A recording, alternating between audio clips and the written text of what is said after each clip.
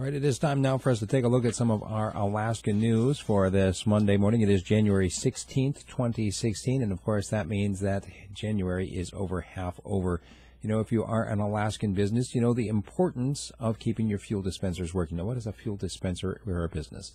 If you don't know that, it probably doesn't apply to you. My wife was asking, and basically what it comes down to is if you have a lot of trucks in your fleet, it's a lot easier for you to just fill them up at your own yard than having to send them out to a gas company.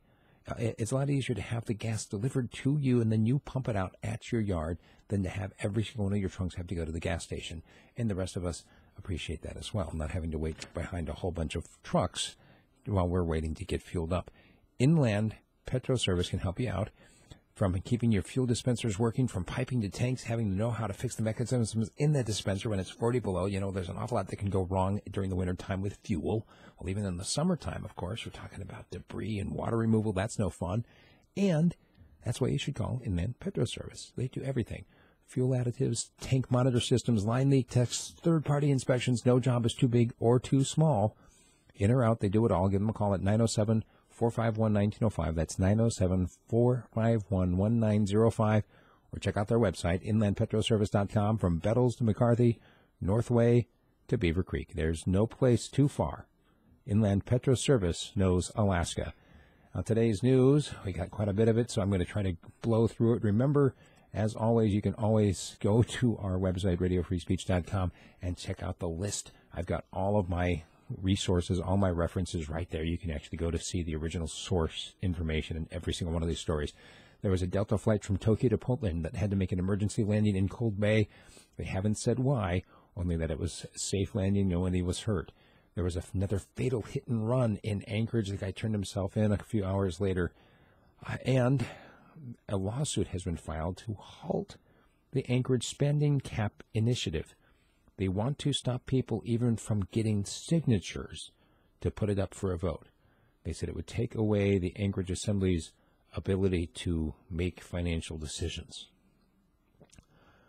Also, Alaska legislators, of course, convening this week, tomorrow, in Juneau, and they see an urgency in the budget work, but there are a number of rifts between them. You can check that out in a number of our sources. Also, the number of vehicle thefts in Anchorage, they've jumped over 73% last year.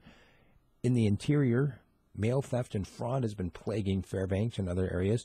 The state has sued to overturn federal restrictions on commercial hunting methods. The idea here, of course, that the state thinks that it ought to be able to decide for itself how hunting is managed in the state of Alaska.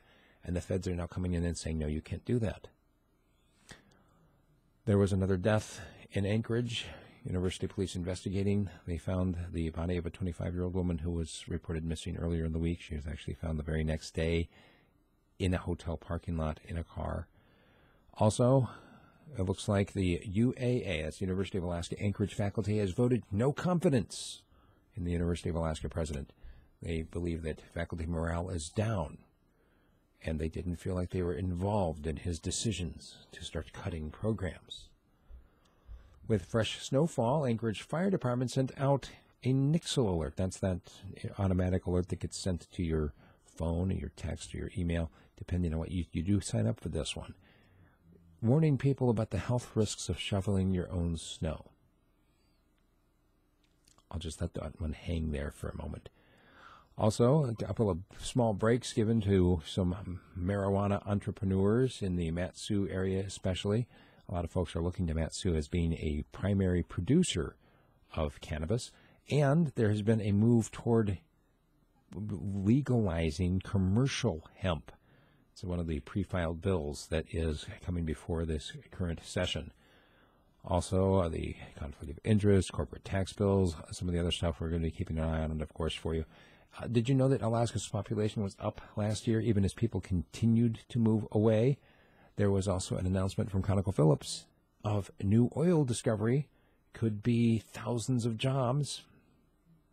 Meanwhile, I don't know if you heard about the flight attendants that got sick after some kind of a powdery substance fell from the compartment.